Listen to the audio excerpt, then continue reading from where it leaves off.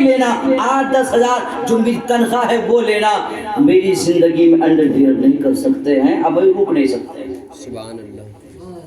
اور جوانوں ذرا کان کھول کے سن لو، میں دیانتداری کے ساتھ کہتا ہوں، اگر تیری جوانی عمر آئے، اگر تو جوانی کے عالم میں ایسے آ جائے، تیری ماں تجھ سے مانگنے سے ڈرے، اگر تیرا باپ تجھ سے خوف کھائے، اسی دن سے تیرے برے دن تیار ہو گئے۔ تو کہتا ہے میں بڑا ہٹلر ہو گیا، میں گھر میں بڑا ذہین ہوں، میں گھر میں عزت دار ہوں، میری چلے گی جو چاہوں کروں۔ اور لوگوں، اللہ نے جب انسان کو پیدا کیا، جوڑی ملا کر بھیجا ہے، کبھی ہرگز ماں باپ کا دل دکھا کر کے تو رشتہ نہ کرنا، ورنہ پچھتاؤ گے۔ تم کامیابی اگر اپنے آپ کو سمجھو گے تمہاری کم عقلی ہوگی، ورنہ کامیابی تو وہ ہے جس ماں نے تجھے گود میں لے کر کے 9 مہینہ اپنا شکم میں رکھا، اپنے گود میں پالا پوسا۔ کیا اس ماں کا یہ تمنا نہیں ہے کہ میں اپنی اچھا، اپنی مرضی اور اپنی خواہش کے مطابق کسی کی بیٹی کو گھر کی زینت بنا کے لاؤں؟ کان کھول کے سنو جوانوں، ماں باپ کے بھی حقوق ہیں، ماں باپ کے حقوق کو کبھی نہیں چھیننا چاہیے، ورنہ اگر تو نے چھینا تو پھر تو یاد رکھ، یاد رکھ، کہیے سبحان اللہ، ہے نا؟ تو کہنے کا میں نے کہہ دیا، تقریر تو پوری رات ہوگی، ہے نا؟ اور آخر میں کہہ دیتا وہی بایزید بستامی ہیں۔ اللہ کے ولی ایک صاحب نے کہا چلو بایزید بستامی سے مل لیتے ہیں، اور جو آنے والا وہ بھی اللہ والا تھا۔ راستے میں ملاقات ہوئی 2 بلیوں سے۔ ہم انسان کی آواز تو سمجھ سکتے ہیں لیکن جانور کا تو نہیں نا، میاؤں میاؤں کرے تو سمجھ لو کہ ہاں بلی موجود، بس اتنا نا۔ بلی کیا کہہ رہی ہے آپ کو معلوم نہیں۔ اللہ والا آ رہے تھے، راستے میں بلی سے بھیٹ ہو گیا، ملاقات ہو گئی۔ چلتی چلتی بلی کہنے لگے بہت افسوس کی بات ہے کہ بایزید بستامی مر چکے ہیں۔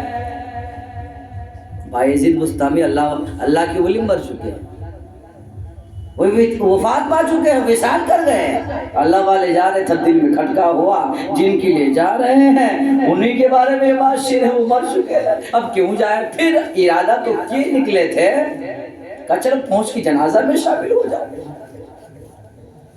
زیادہ نہیں جنازے میں شامل ہو جاؤ۔ نکلے تھے، جب وہاں پہنچے تو کیا دیکھتے ہیں؟ بایزید بستامی زندہ ہے۔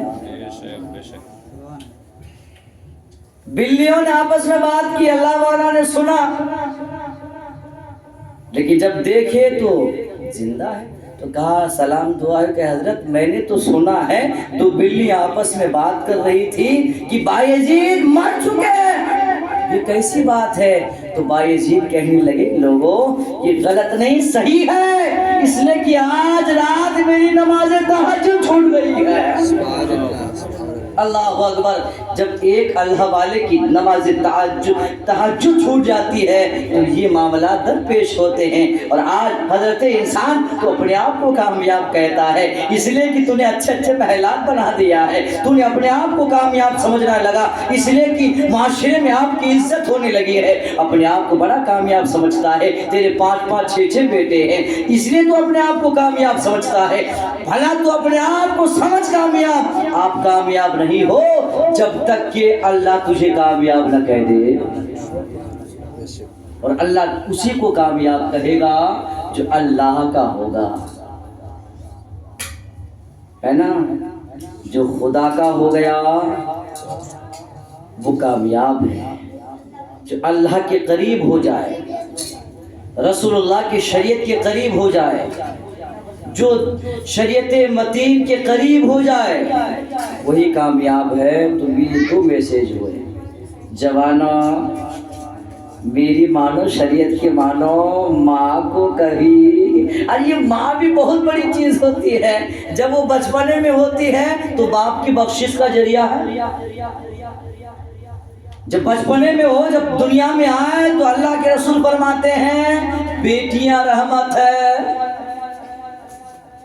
اور جب جوانی میں آئے تو شوہروں کے لیے زینت کہیے سبحان اللہ۔ اور جب ایک بچے کی ماں ہو جائے تو پھر مقام کے ماں کے قدموں کے تلے جنت، ان کے درجات بلند ہے، پر سمجھ کی بات ہے، سمجھ کو سمجھو، سمجھ کے سمجھو، سمجھنا بھی ایک سمجھ ہے۔